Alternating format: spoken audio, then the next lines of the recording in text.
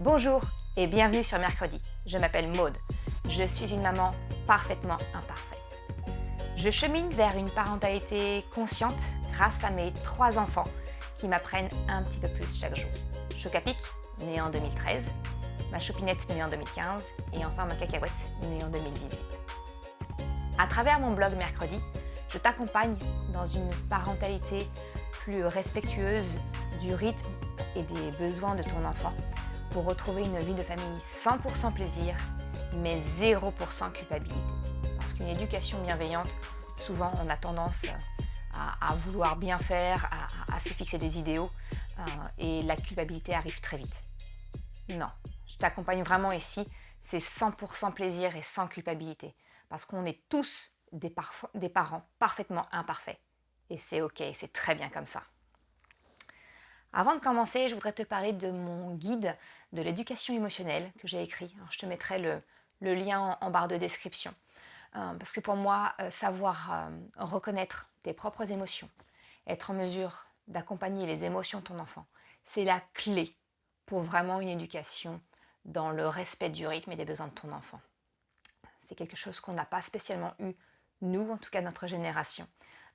Et pour moi, les émotions se transcrivent dans le comportement de nos enfants. Donc dès lors qu'on n'est pas au clair avec nos émotions, dès lors que nos enfants traversent une émotion, ils vont avoir un comportement que l'on peut juger inacceptable, mais en fait derrière c'est parce qu'il y a un besoin satisfait. Donc je t'explique tout ça dans mon bonus pour vraiment t'aider à cheminer dans cette parentalité plus consciente.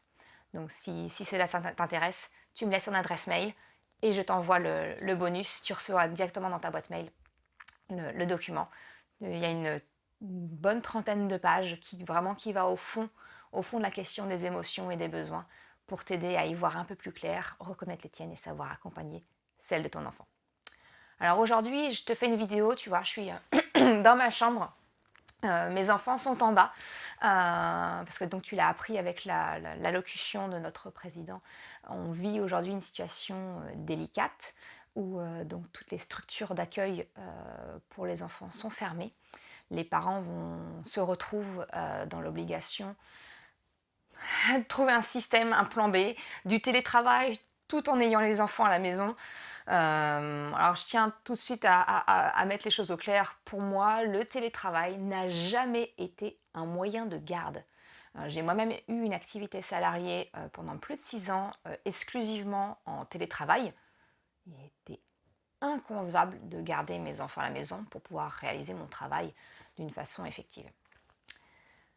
Donc comme je te disais, je souhaite t'aider en fait avec cette vidéo pour pouvoir t'aider dans ce marasme un peu entre jongler entre le travail, le télétravail, les enfants à occuper, la continuité pédagogique qu'il faut apporter parce qu'on est parti pour un petit moment d'instruction en famille forcé, je dirais. Après, certains font ce choix, c'est très bien. Mais pour ceux qui n'ont pas fait ce choix, effectivement, ça complique un petit peu la donne. Donc je voudrais te partager un petit peu mes astuces pour que tu puisses garder ce cap que tu as choisi d'une éducation plus respectueuse, bienveillante, positive, tout en faisant face à cette situation particulière qui met tout ça un petit peu à rude épreuve. Hein. J'ai envie de te dire, c'est le grand oral aujourd'hui pour mettre en application tout ce que tu as pu apprendre et tout ce que tu as pu mettre en place jusqu'ici. Et voilà, et surtout, si tu dérapes, première des choses, ne culpabilise pas. T'es humaine, t'es humain, c'est normal, ok? On est tous faillibles, on a tous à un moment donné des émotions qui nous traversent et il est compliqué de gérer tout ça. Aujourd'hui, on nous en demande encore plus. On nous demande de continuer de travailler, d'être à la maison, de nous occuper de nos enfants et de continuer à leur faire l'école. Donc tout ça, ça complique un petit peu la donne, tu vois. Donc ma première astuce, j'ai envie de te dire, c'est de bien mettre les choses au clair dans ta tête avec ton employeur, que le télétravail, ce n'est pas un mode de garde. Ça va être une solution, un compromis pour maintenir une certaine activité tout en étant à la maison et en remplissant ton rôle d'accompagnant de tes enfants. Euh, donc forcément, tu ne vas pas être aussi productif, tu ne vas pas être aussi efficace dans ton travail parce que tu es à la maison, mais surtout tu n'es pas seul à la maison, tu es avec tes enfants. Le vrai télétravail, c'est quand on travaille à la maison, mais qu'on n'a pas spécialement nos enfants euh, à s'occuper. Ce sont deux choses différentes. Donc bien être au clair avec ça, bien être au clair sur les objectifs qu'on attend de nous. Et si ce n'est pas le cas, peut-être envisager la solution effectivement de l'arrêt de travail qui est possible aujourd'hui. Mais voilà, ne te mets pas des objectifs trop importants parce qu'il y a de grandes chances que le quotidien remette tout ça à plat et soit un petit peu, un petit peu dérangeant dans ce que tu imagines, dans ce que tu planifies. Donc la première des choses, c'est vraiment être au clair avec le télétravail et la possibilité vraiment de travailler avec des enfants à côté de toi. Voilà, être bien au clair avec ton employeur. Le deuxième point que j'ai envie de te dire, c'est la parité dans le couple parental. Alors que tu sois encore avec ton conjoint, ta conjointe, ou que vous soyez séparés, mais que vous soyez bien au clair tous les deux, que vous formiez une équipe autant que possible. Je sais que dans certains cas, ce n'est pas possible, mais quand c'est possible, effectivement, essayez d'être un couple et de se partager en fait ce besoin de garde. Ça évitera le sentiment de colère refoulée, le sentiment de sacrifice, de dire ok, allez, je vais prendre l'exemple très sexiste, mais de la maman qui se dit ok, bah, c'est moi mon travail qui est le plus facile à mettre en stand-by, soit en télétravail, soit en arrêt carrément. Et il peut y avoir une sorte de notion de je me sacrifie, c'est encore moi qui donne de ma personne, qui peut nourrir une certaine forme de colère et une certaine forme de ressentiment aussi. Donc j'ai envie de te dire, pour préserver la relation avec l'autre ou ton couple, peut-être envisager la parité, partager le temps, tu vois. Donc moi je te donne l'exemple que l'on met en pratique avec mon mari, parce que ça fait déjà nous quelques jours qu'on est... mon petit village est considéré comme un cluster, donc notre école est fermée déjà depuis mardi. Donc on a pris un petit peu d'avance et bon on s'est dit ok on se partage le temps. Une semaine c'est monsieur qui travaille et moi je suis exclusivement avec les enfants. Et la deuxième semaine bah, je vais pouvoir me consacrer à mon activité et mon mari va s'occuper des enfants. Comme ça les enfants ont l'attention requise nécessaire, ils ont l'attention, toute l'attention d'un de leurs parents et l'autre peut travailler. Donc ça évite la frustration de se dire oh, je ne peux pas mener mon projet, je ne peux pas rendre ça à temps, je ne peux pas faire, ah mais je me sacrifie pour lui et voilà, et c'est pas moi qui peut travailler, qui peut faire ce dont j'ai envie. Ça évite cette colère et ce ressenti qui peut être néfaste pour le couple. Donc si c'est possible pour vous, voilà, la parité. Donc nous, c'est une semaine sur deux, on s'est planifié comme ça. Je sais qu'on a des impératifs aussi, il y a une réunion, par exemple la semaine prochaine où je travaille, qu'il n'a pas pu décaler. On a convenu que bah, cette demi-journée-là, voilà, on se séparait sur une demi-journée. Moi, je vais travailler le matin et lui, il va travailler l'après-midi. Voilà, on trouve soit à la semaine, soit à la journée, soit à la demi-journée pour s'équilibrer et prendre le relais. Et comme ça, on s'assure aussi un sas de décompression. Parce que d'être en permanence avec les enfants, ça demande une grande implication, c'est une grande responsabilité, donc c'est une grande implication. Et c'est ok, il n'y a pas, je veux dire, nos enfants, on les aime, mais on a aussi nos besoins propres à nourrir. Voilà, donc c'est la solution qu'on a trouvée. Et si tu peux le mettre en place, ça peut être une piste, la parité. L'autre point que je voulais te parler, c'est peut-être mettre en place un système d'entraide avec des amis ou avec des voisins dont vous connaissez, voilà. Tu sais qu'il n'y a pas de foyer épidémique ou autre. Nous, dans mon village, du coup, c'est un peu particulier, on ne peut pas le faire parce qu'on ne sait pas, on ne sait pas qui a été en contact ou non des personnes qui ont été contaminées. Mais si tu es dans un endroit qui, a priori, semble sain, peut-être que voilà, vous pouvez vous arranger ou avec des voisins dire bah tiens, mardi après-midi, je prends tes enfants, je passe une après-midi avec eux, et puis par contre mercredi après-midi, on inverse, tu prends les miens, et on se dégage un petit peu de temps comme ça. Voilà, essayez de favoriser l'entraide. Que ce soit pour la parité dans le couple ou que ce soit de l'entraide avec l'entourage voisin ou ami, tu vois, tout ça, l'idée derrière, c'est de te créer des sas pour toi, pour être en mesure de combler tes besoins et donc d'être en mesure d'avoir ton approche bienveillante, consciente, comme tu le souhaites. Voilà, c'est de pouvoir toujours respirer. En parlant de respirer, justement, le 4e point que je voulais t'aborder, c'est sors. Alors forcément, ne va pas dans les lieux bondés ou faire des courses, ou c'est peut-être pas le meilleur endroit pour promener les enfants, et c'est surtout pas là où ils vont pouvoir dépenser l'énergie qu'ils ont besoin de dépenser.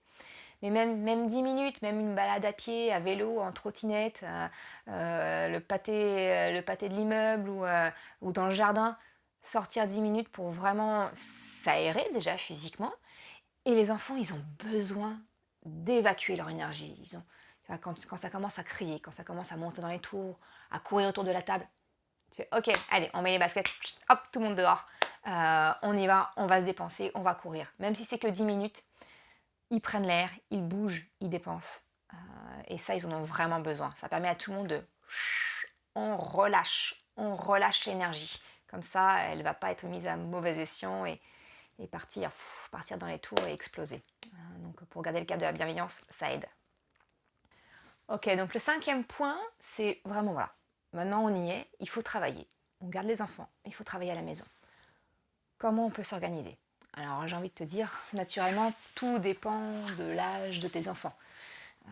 S'ils sont suffisamment âgés pour être responsabilisés, voilà, tu peux leur demander de faire leur travail, leur leçon, parce qu'il y a la continuité de l'éducation, la continuité pédagogique qui est mise en place. Les professeurs donnent les leçons à faire à la maison. Ton enfant peut se mettre à côté de toi, faire ses leçons, toi tu travailles à côté. Je ne connais pas ce cas-là, mes enfants sont trop jeunes, mon aîné a 7 ans au moment où je tourne la vidéo, donc je ne connais pas ce cas-là, mais je me dis que voilà, un enfant d'une 10-12 ans, on peut effectivement le responsabiliser, le mettre à côté, on est en support et on peut travailler à côté. L'autre cas, c'est les enfants très jeunes, ceux qui font encore la sieste, vraiment les tout petits. Naturellement, quand ils sont éveillés, c'est totalement illusoire de se dire qu'on va pouvoir travailler, même en écharpe de portage. Je suis une adepte du portage, même en portage, ou alors à moins d'avoir un bureau où on se met debout, et voilà, et dandiner en faisant, c'est un petit peu compliqué. Donc il faut vraiment être présent quand l'enfant est éveillé. Par contre, si tu as la chance que ton enfant fasse une sieste, peut-être 1 heure le matin, ou 1 heure l'après-midi, ou si tu fais partie des immenses chanceux où ton enfant fait la sieste, des belles siestes matin et après-midi, là tu as effectivement une plage horaire où tu vas pouvoir te dédier à ton travail. Et là, je pense que la France va peut-être comprendre la différence entre l'efficacité et l'efficience, que la culture de la présence qu'on a dans les entreprises, c'est-à-dire faire des horaires et des horaires de travail pas possible, à rentrer à 20h, 21h de son travail, voilà, rentrer tard. C'est pas ça la productivité, hein. Les pays nordiques, ils l'ont bien compris, eux. Dans les pays nordiques, à 16h30, 17h, il n'y a plus personne dans les bureaux. Et justement, ils trouvent les Français particulièrement inefficaces, parce que nous, on reste jusqu'à des 19h, 20h, voire même plus dans les bureaux pour travailler. En fait, c'est notre culture de la présence qui fait ça. Parce que la différence, donc, je parlais d'efficacité et d'efficience. L'efficacité, c'est de mener sa tâche, atteindre l'objectif requis. L'efficience, c'est effectivement d'atteindre cet objectif, de la tâche accomplie, mais il y a une notion de durée. C'est-à-dire que tu réalises ta tâche dans le minimum de temps requis, un temps bien défini. Bon, mais là, en travaillant à la maison, très vite, fais-moi confiance, tu vas vite arriver à un degré d'efficience ultime où tu as 1 heure à peu près de tranquillité pendant une activité. Tu la mets à profit et là ça dépote. Et là tu n'es pas efficace, tu es efficient.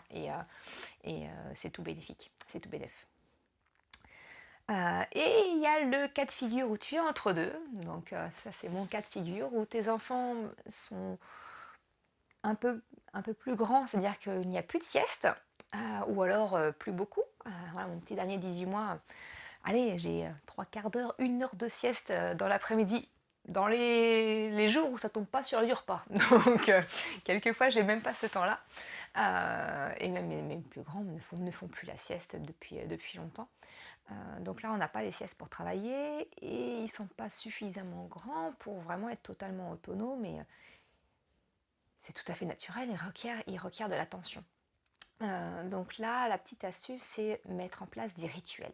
Je t'encourage vraiment à construire un rituel. Déjà d'une, ça va permettre à ton enfant de se sécuriser parce que tout ce climat où on entend parler, voilà, de ces virus, le chamboulement du quotidien, c'est anxiogène. Nous-mêmes, on ne sait pas comment on va gérer. Les enfants le ressentent, hein, ce sont des vraies éponges, ce sont des miroirs émotionnels de nos propres ressentis. Même s'ils ne le montrent pas, voilà, ils imprègnent les choses et bon, voilà. Donc déjà d'une en parler avec eux, mais voilà, mettre en place des rituels pour leur recréer un cadre sécurisant, qu'ils sachent à quoi va ressembler la journée. Par exemple, le matin, on se lève, on déjeune, on s'habille, comme d'habitude, avec la souplesse horaire, parce qu'on n'a pas 8h30 l'école ferme, il faut partir. Voilà, avec une petite souplesse, et de dire, bah voilà, bah ce matin, tu fais une petite activité à côté de moi. Donc là, moi, mes enfants, enfin ma fille notamment est à la maternelle. Bon, bah, la continuité pédagogique, c'est lui apprendre à tenir le crayon, découper, respecter les consignes, d'écrire, manipuler. Donc on peut lui proposer un coloriage, ne pas dépasser, voilà, apprendre à vraiment colorier en minutie, ne pas dépasser, des lignes à découper. Voilà, une petite activité, on se dit, ok, tu te mets à côté de moi, tu as le coloriage, tu as les feutres, tu as les ciseaux, tu te mets à côté de moi, voilà, moi je travaille, je dois un petit peu travailler. Et généralement, comme ça, tu as allez, une demi-heure, 3/4 d'heure, peut-être 1 heure d'activité où ton enfant va être à côté de toi, il va te solliciter, mais tu peux te concentrer un petit peu sur ce que tu fais. Et une fois que l'activité est faite et que le temps imparti, voilà, tu dis ok, 1 heure, ok, ben maintenant il est 10 heures, ok, pause, maintenant je fais un jeu de société avec toi. Voilà. À un moment donné où ton enfant fait son activité à côté de toi pour que tu puisses travailler un petit peu, pause, je passe un vrai moment avec toi. On fait un jeu de société ensemble, on fait un jeu, des Lego, voilà, on fait quelque chose ensemble. Voilà, tu réutilises. Et l'après-midi, la même chose, dire, tiens, bah, tu prends la pâte à modeler, tu prends le sable magique ou la pâte à sel, ou le transvasement aussi, ça marche bien. Tu te mets à côté de moi, tu manipules, et moi je travaille, là j'en ai pour une petite heure, je travaille, tu es à côté de moi, tu fais ton activité, et ensuite on ira dehors, on fera une partie de foot, on ira faire un tour de vélo, je referai un jeu de société avec toi, ou une activité ensemble. Vraiment mettre des sas, lui ritualiser la journée avec, il y a un moment où je dois travailler, tu fais quelque chose à côté de moi, je le fais avec toi, mais je suis à côté et je travaille. Et juste après, je suis 100% avec toi. Mettre en place, voilà, comme ça, des petits rituels, ça peut être une bonne chose pour délimiter les temps où tu peux travailler et que ton enfant le comprenne et que ses besoins soient aussi assouvis comme les tiens. Justement, en parlant de la continuité pédagogique, il y a des petites choses que tu peux mettre en place facilement. Alors, je ne parle pas des élèves qui sont dans des niveaux plus élevés, élémentaires, collège ou lycée, où là, les enseignants vont vous donner les programmes et comment suivre. Mais je m'adresse plutôt aux parents où les enfants sont plus jeunes, qui sont en âge préscolaire ou maternelle CP, donc qui est mon cas. Je peux te partager un petit peu ce qu'on a mis en place. Donc pour moi, la continuité pédagogique, elle s'inscrit complètement en fait dans le quotidien, tout simplement. L'enfant en maternelle doit apprendre à tenir un crayon, à respecter les consignes, retranscrire un discours, découper, ce genre de choses. Donc tu peux effectivement utiliser le quotidien pour tout cela. Voilà, comme je te parlais, le coloriage, le découpage, le modelage, lire des histoires. Ce sont des activités qui correspondent tout à fait à leur apprentissage en cours. Tu peux te tourner vers les activités Montessori. Voilà, tu cherches sur internet des idées d'activités Montessori. Je ne vais pas te faire une vidéo dessus parce que ça prendrait une vidéo de plusieurs heures, mais tu trouveras très facilement. Pour te dire, nous, ce qu'on a mis en place, donc comme je t'expliquais, on est petit cluster normand, donc du coup on est déjà confronté à ça et on a mis quelques petites activités en place. Une activité qui a beaucoup plu à mes enfants, on a préparé les semis pour le jardin. Voilà, on a été chercher la terre, on a regardé les graines, mon fils a lu le nom des graines pour les planter, on a arrosé, on a expliqué tout autour, donc ça a manipulé, ça voilà, c'était très intéressant pour eux. La deuxième chose qu'on a mis en place, très simple, j'avais un meuble Ikea à monter depuis, quelques jours qui attendait. Ça marche très bien pour la motricité fine, hein, le tournevis, la clé. J'ai exploité mes enfants pour monter le meuble et c'était top. Et là, la petite chose qu'on est en train de préparer, on développe de plus en plus. Nous, on utilise la langue des signes, j'en ai déjà parlé dans ma précédente vidéo.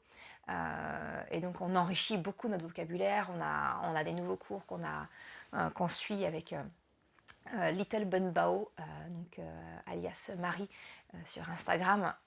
Ses cours sont vraiment top. Si tu ne connais pas, je t'encourage à aller la suivre. Et donc on a acheté plusieurs packs de cours chez elle et son livre dernièrement sorti.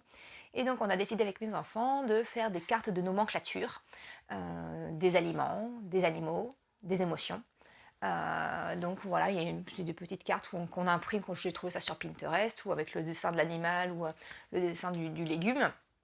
Et à côté de ça, j'ai trouvé sur internet également des signes pour se rappeler de comment se fait en langage des signes le cheval, voilà, la poule, comment se font les signes. Donc mes enfants ont découpé les cartes des signes, et puis on va les mettre recto verso. Donc là, il y a eu l'étape de découpage. Maintenant, on va coller tout ça ensemble, on va mettre ça dans la plastifieuse, et puis on va pouvoir apprendre tous les jours. Donc il y a aussi l'écriture. Donc pour mon fils qui lit, qui est en CP, lui, l'écriture et il recopie. Donc voilà, c'est des petites choses comme ça au quotidien que tu peux mettre en place et qui correspondent pleinement en fait à leur niveau d'apprentissage à l'école.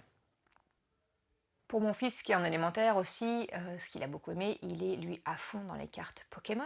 Donc par exemple, je lui ai fait faire, il avait dans son jeu, il avait un tapis de jeu qui explique le positionnement des cartes, comment le faire, et il était embêté parce qu'il en avait qu'un seul et il pouvait pas jouer, et l'autre il avait perdu. Bon, on en a reproduit un, on a sorti une feuille, il a noté, c'est lui avec son écriture qui a recopié le nom banc, carte de réserve, je crois, carte récompense, voilà, je ne sais plus exactement les noms, mais c'est lui qui les a écrits, on a plastifié, voilà. C'est une activité toute simple, mais qui le fait travailler, lecture, écriture, découpage. Voilà, il y a plein de petites choses dans le quotidien que tu peux faire. La cuisine aussi, on a fait de la cuisine. Un simple gâteau, la pesée, donc ma fille c'était le transvasement, la manipulation. Mon fils, lui, lisait la recette, les ingrédients. Voilà, tu vois, le quotidien, il est hyper riche en fait en apprentissage pour les enfants de cet âge. Donc voilà, je t'encourage à puiser dans ton quotidien et voilà. Donc pour conclure cette vidéo, voilà, j'arrive à la fin. Je te dirais que le maître mot, c'est vraiment de le lâcher prise, hein. C'est vraiment accueille tes émotions, accueille ceux de tes enfants. Parce qu'eux aussi, voilà, ils perçoivent l'ambiance. Il faut revoir nos objectifs à la baisse. Nous ne sommes pas des parents parfaits et c'est très bien ainsi. On ne pourra pas être des salariés, des employés hyper productifs comme en temps normal. La situation est exceptionnelle, donc on s'adapte. Voilà. Le plus important, c'est vraiment que tu accueilles tes propres émotions vis-à-vis de cela. Éviter les émotions négatives, le ressentiment, la notion de sacrifice, comme je t'expliquais par rapport à ton couple ou les exigences de ton employeur. C'est vraiment de mettre bien les choses à plat pour que tu sois bien dans tes baskets. Et mettre des mots sur ce que tu ressens. Tu vois, moi, les premiers jours où ils ont annoncé donc l'école de mon village était fermée, que la crèche qui était localisée ailleurs a décidé de refuser mon fils, je me suis sentie hyper frustrée de ne pas pouvoir faire le travail que je voulais faire. Je me suis sentie vraiment en colère. Et je le dis à mes enfants, je dis ok, maman elle est en colère, c'est pas de votre faute à vous, c'est pas de la faute des autres, voilà, la situation est que elle est comme cela. Je ne peux pas empêcher ce sentiment que je ressens. Il est là. Ok, laissez-moi le temps. Je vais redescendre, je vais le digérer. Et puis, j'ai accompagné cette émotion. Je travaille encore, hein, parce qu'il y a encore toujours cette petite frustration. Parce que là, cette semaine, c'est moi qui était avec les enfants et je suis frustrée de ne pas avoir travaillé. Mais la semaine prochaine, je vais pouvoir m'y mettre. Donc, je fais ok, allez, on met tout en pause et puis on profite du moment présent avec ses enfants. C'est aussi une chance qu'on a. Donc je t'encourage à vraiment, voilà, lâche prise, accepte, parle avec tes enfants, parle avec ton conjoint, parle avec ton employeur aussi, pour que tout ça soit au clair. Je te souhaite beaucoup de courage et si jamais tu as besoin, voilà, de décompresser, de partager une galère ou de besoin d'aide ou autre, n'hésite surtout pas. Je me ferai un réel plaisir, si je peux être utile, je me ferai un réel plaisir de te répondre. Tu peux me laisser un message sous la vidéo, tu peux me laisser un message sur les réseaux sociaux, Instagram, Facebook, Pinterest, sur le blog, tu as mon adresse mail aussi. Donc en cas de besoin, on se sert les coudes entre parents. Et je te souhaite beaucoup de courage. À bientôt.